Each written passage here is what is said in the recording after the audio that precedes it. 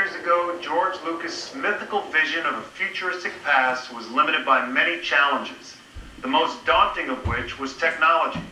All that's changed now.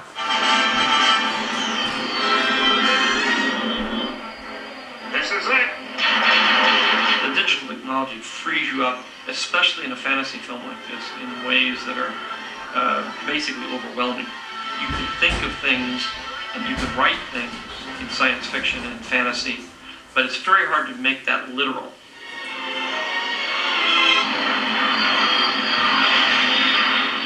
George had very specific shots that he wanted to be able to achieve, but it was extremely difficult to do that with models on wires. It was impossible then with motion capture to actually get really quick pans. You know, they had to be separate shots. The models couldn't fly directly over the head of the camera without seeing how they was shaky. And so although for us when we first saw it, it was still powerful, it was still big, he never got visually the dynamic shots that he actually wanted to get. So we've redone those. Now you can actually see them. They come straight over the camera, they go underneath the camera, we can pan with them. That was a real challenge, but a really a great deal of fun to do.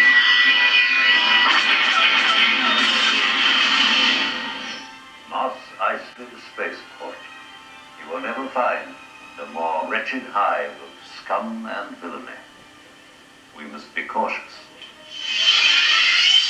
And Mos Eisley was one of the scenes that actually prompted this whole adventure of redoing the movie. I couldn't make it into this bustling spaceport that it was supposed to be. It looked like a little tiny town because I only had like a half a street to shoot on and no real special effects or matte paintings to work with. So I've added a few scenes, and at the same time I've taken a lot of the special effects shots that weren't really as good as I'd hoped they would be because they were sort of prototype technology, and I've been able to improve them and just add that little difference, which is, for me, what makes a shot special.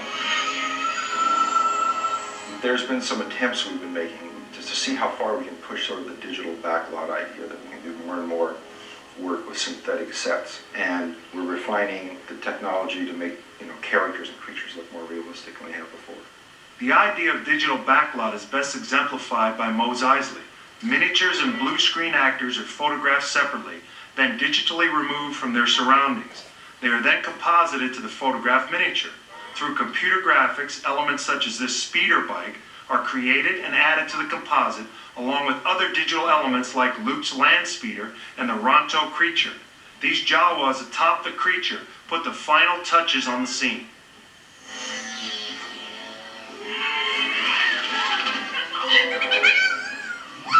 Things that would occur to George that might make a moment a little different, or might open up a sequence a little more, let the audience see something they hadn't seen before, and just in general to kind of add a new twist to a moment or extend a moment a little more.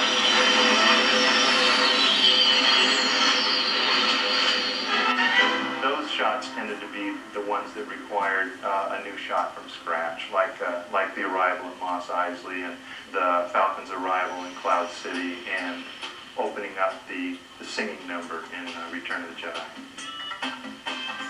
Return of the Jedi hosts a wide variety of exotic and bizarre creatures from throughout the galaxy. Nowhere is this better seen than in Jabba's palace, with an out-of-this-world band and a singer named Sy Snootles. Originally, George envisioned a large musical number at the very beginning in Jabba's palace, but the state-of-the-art animatronics had only reached a certain level. And although there were a lot of characters, none of them really quite moved properly. Sy Snootles couldn't really open her mouth, she couldn't lip sync properly, her eyes didn't move. It was a very complex creature to develop. And I think this gave us the opportunity to actually open that up. There was a stage built over here at ILM where we shot the plate photography for the new footage, and then we eventually put our CG characters into that. By making them computer graphics, we're able to get them to get up and sing and dance a little more than they were able to first time around. We've added one new character that they didn't have the time to actually develop on the third film, Yasm, and he acts as a counterpoint to Sy, and they have a little duet, and it's just a fun musical number.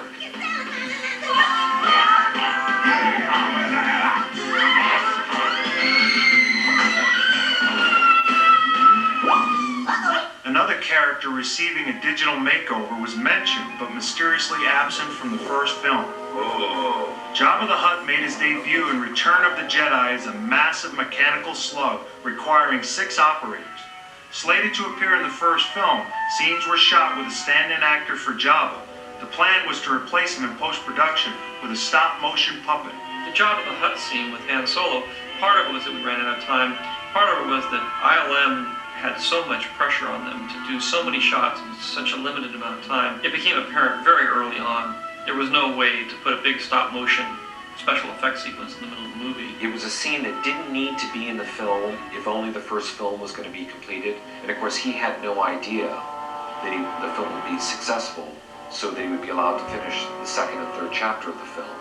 So once he was able to do it, then it became an important scene to put back because it was an introduction to Jabba. Solo! Right here, Jabba. Been waiting for you. Have you not? You didn't think I was gonna run, did you? This is the original play that George shot. So the plan was for us to remove this actor and replace him with Jabba. He had to be physically in that space where this actor was, doing all the same things in a similar kind of style. The ultimate goal is to make it look like Jabba was on the set talking to Harrison Ford, and we just photographed it. This project here was about 5 shots. It took about a year to do. We took the picture of some of the stuff we found. We used some of the off-the-shelf software to build a 3-dimensional wireframe mesh. This is kind of equated with taking a canoe without a canvas and building the runs of the canoe and then wrapping it with canvas. And then the next process is actually paint the creature. And with the painting of the creature, it also involves the actual texture of the surface of the characters. After the modeling and lighting of the computer-generated character is complete, the task of moving this once immovable slug created a new set of challenges. The actual motion of Jabba never really existed before. Even in the rubber manifestation in the third one, there was a real sarcasm about him, even though he didn't really move that much. Over time, it became evident that the mass of the character would allow us to make him move like a sea lion. We had to slim it down to convince the audience that it actually had the ability to move. Over a span of how many years when he makes it to the third one, he gained an enormous amount of weight from eating some of those greasy little frogs. We got to a certain point where everything was set, but there was one problem. Han Solo walks around Jabba, and Jabba had not been designed yet. Of course, this stuff was shot 20 years ago, and we were stuck. Not only did I have to get Jabba close to him, who had a larger mass than this character, we had to somehow shift Han. It would have been literally impossible for him to walk behind the Jabba character because of the tail. So George had the idea, so well, why don't you have him step on his tail? Even I get bored sometimes. You think I had a choice? It's not just a scene about digitally replacing, a placement actor with a CG character. It's also a scene now that actually shows the dynamics between the two of them and their relationship. And it's a very funny little moment. Jabba, you're a wonderful human being. Bosca. What does the future of the Star Wars saga hold? We'll hear from George Lucas when we return.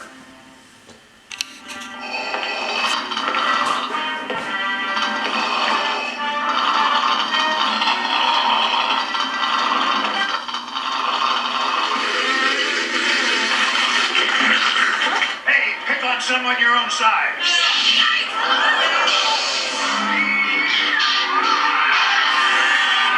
The Star Wars trilogy is back on the big screen, and it's even better with a Pepsi. Great effects, man. Yeah.